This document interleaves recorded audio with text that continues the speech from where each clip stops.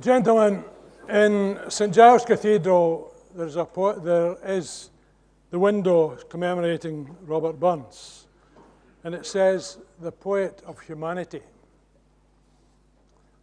The poet of mankind, that's, first of all, its point.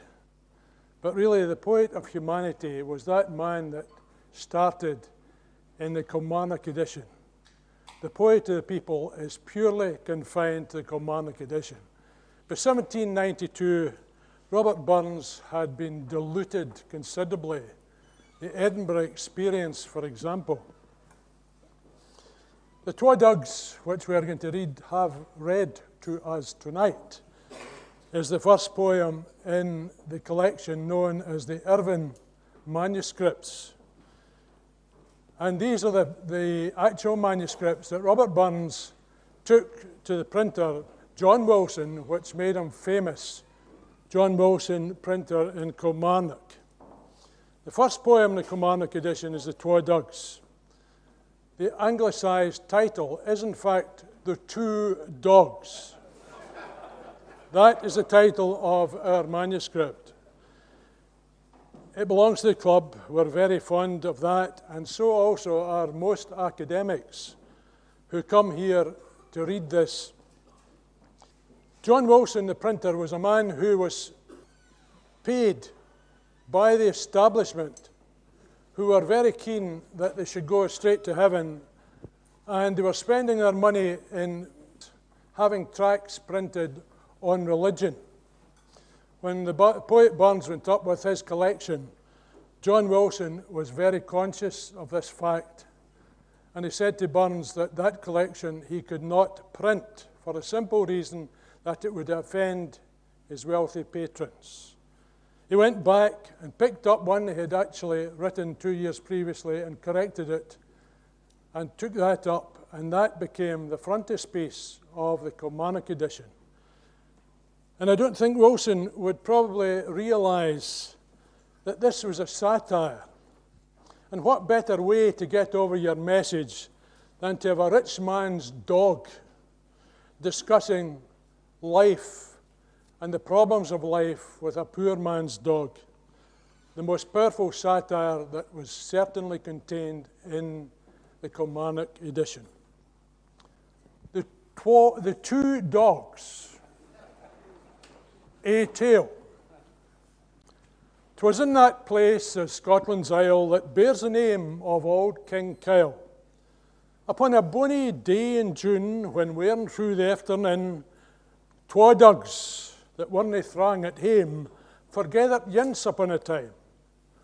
The first ill name they called him Caesar, was keepit for his honour's pleasure.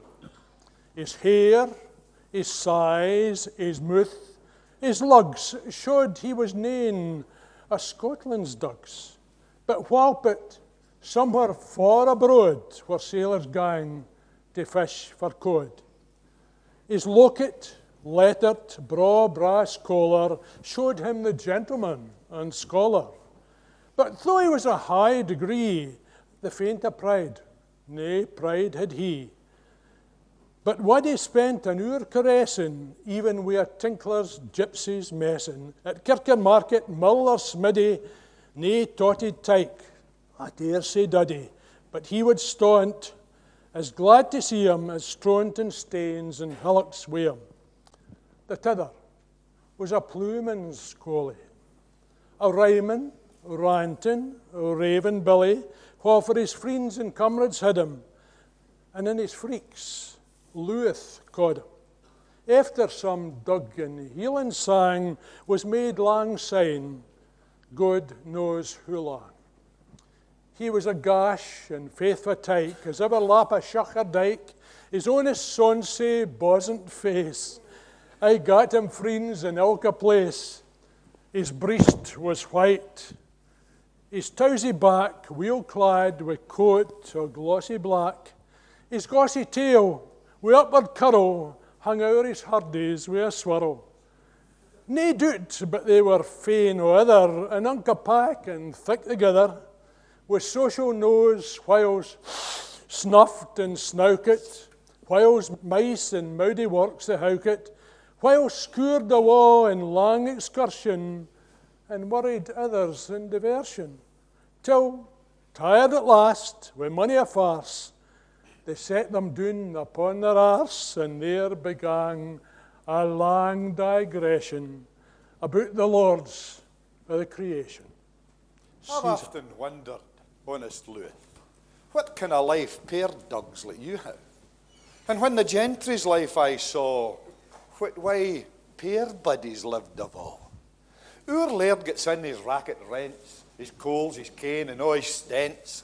He rises when he likes himself. His flunkies answer at the bell.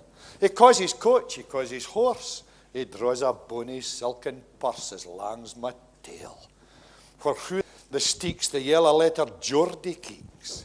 Frae morn to e'en it's nocht but toiling, at baking, roasting, frying, boiling. And though the gentry first are stechen, yet even the haw folk fill their pechin. With sauce, a ragoos, and sick like trashtray. It's little short of downright wastery. Our whipper-in, wee blasted winner, dear worthless elf, it eats a dinner better than ony tenant man, his owner his in all the land. But what pair caught folk but their pension? I own it's past my comprehension. Truth, Caesar, whiles they're fast enough, a cotter howkin in a shock, with dirty stains big in a dyke, bearing a quarry and sick like. Himself, his wife, he thus sustains, a smittery wee duddy wains, and naething but his horn dog to keep them richt and thicht and thack and rate.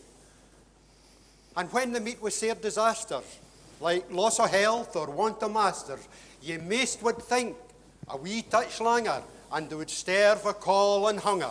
But how it comes, I never kent yet. They're mostly wonderful contented, and birdly chills and clever hissies are bred in sic a way as this is. But then, to see who you're neglected, who huffed and puffed and disrespected. Lord man, our gentry care as little for ditchers, delvers, and sic cattle. The gang is saucy by pair folk as I would by a stinking broke. I've noticed on our laird's court day, in many a time my heart's been way, pair tenant buddies, scant o' cash, how they man thole the factor snash. He'll stamp and threaten, curse and swear. He'll apprehend them, point their gear, while they man stone wi' aspect humble and hear it all in fear and tremble. I see who folk live that hae riches, but surely pair folk man be wretches. They're no so wretched as ane would think, though constantly on poorest brink. They're sae accustomed with the sicht, the view it gives them little fricht. Then chance and fortune are sae guided, they're aye in less or mair provided. And though fatigued with close employment, a blink of rest's a sweet enjoyment. The dearest comfort of their lives, their grushy wains and faithful wives. The prattling things are just their pride that sweetens all their fireside. And whiles 12 penny worth an appy can make the body's unco happy, they lay aside their private cares to mind the kirk and state affairs. They'll talk of patronage and priests with kindling fury in their breasts, or tell what new taxation's coming and fairly at the folk in London. As bleak-faced Hallowmas returns, they get the jovial ranting cairns, when rural life of every station unite in common recreation. Love blinks, wit slaps, and forgets her care upon the earth. That merry day the year begins, they bar the doors on frosty winds. The nappy reeks with mantling ream and sheds a heart-inspiring steam. The lunting pipe and sneeshing mill are handed round with recht goodwill. The canty old folks cracking cruise, the youngins ranting through the hoose. My heart has been sae fain to see them, that I for joy hae barked wi' them. Still, it's our true that ye hae said, sic game is our often played. There's mony a credible stock o' decent, honest, fonsant folk are riven out baith root and brands, some rascal's pride for greed to quench, wha thinks to knit himself the faster with some gentle master. Wha Abelins thrang a parliamenting for Britain's good, his soul indenting. Haith, lad, you little ken aboot it. For Britain's good, good faith I doot it. Say Gone Mayor as premiers lead 'em, and say and I and knows the bid 'em. At operas and plays parading, mortgaging, gambling, masquerading, or maybe in a frolic dafty, Hague or Calais takes a waft. To make a tour and take a whirl and learn bon ton and see the world. There at Vienna or Versailles he rives his father's old entails. Or to Madrid he takes the route to thrum guitars and fecht when out. Or down Italian vistas startles, hoor hunting, mangroves and myrtles. Then boozes drumly German water to make himself look fair and fatter. And rid the bitter gauze and cankers of cursed Venetian boors and chankers. For Britain's good. Good faith I doot it. Hech, man, dear sirs, is that the gate? They waste some money abroad state. Oh, would they stay aback for courts and please themselves with country sports? It would for every ane be better, the laird, the tenant, and the cotter. For they frank, ranting, rambling billies, faint hate of them's ill-hearted fellows, except for breaking o' their timmer, speaking lightly o' their limmer, or shooting o' hare or moorcock. They ne'er a bit, they're ill to pair folk. But tell me, Master Caesar, sure great folks' life's a life of pleasure. Nae cold nor hunger can e'er steer them. The very thought to it needna fear them. Lord, man, but were ye whiles where I am, the gentle's life, you'd ne'er envy them. It's true they needna stir for a sweet through winter's cold or summer's heat. They've nae sair wart to craze their banes and fill all age with grips and grains. But human bodies are sick fools for other colleges and schools, that when nae real ills perplex them, they mak enow themselves to vex them. And aye the less they hate to start them, and like proportion less will hurt them. A country fella at his piach, his acres tilt, he's richt enough. A country lassie at her wheel, her dozen's done, she's unca wheel. But gentlemen and ladies last, with downright want a work are cursed. They loiter, lounging, lank and lazy, though deal hate ails them, yet uneasy. Their days insipid, dull and tasteless, their nights unquiet, lang and restless. And even their sports, their balls, their races, they're galloping through public places. Their sick parade, sick pomp and airt. The joy can scarcely reach the heart. The men cast out in party matches, then sow their own in deep debauches. Ye nichter mad wi' drink and hoorin', neist day their life is past enduring. The ladies, ermine clusters, as great and gracious all as sisters, but here they're absent folks o' other. They're all run deals and jads together.